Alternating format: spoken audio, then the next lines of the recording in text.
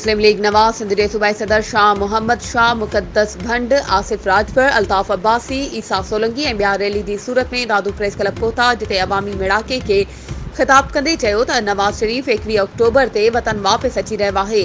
संदसि जे अचण शर्त तेल जी क़ीमतुनि में 40 रुपया घटिताई अची वई आहे।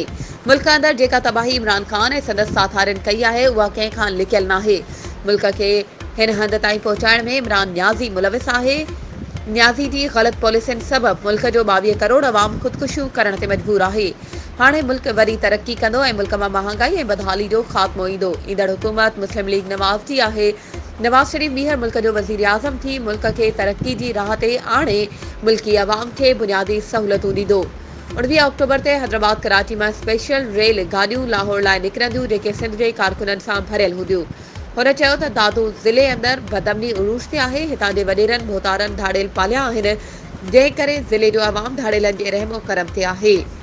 पर हू धाड़ेल खे कंहिं तहफ़ुज़ ॾिनो हुयो, इहो तारीख़ जो हिसो आहे। ईंदड़ इलेक्शन में पीपी, जेडीए, MQM क़ौम परस्तनि समेत कंहिं सां इतिहाद करणु आहे। इन जो फ़ैसिलो पार्टी क़यादत कंदी ऐं फ़ैसिले जो अख़्तियार न सदर शहबाज शरीफ़, मरियम नवाज़ या मूं वटि न पर क़ाइदे नवाज़ शरीफ़ वटि आहे।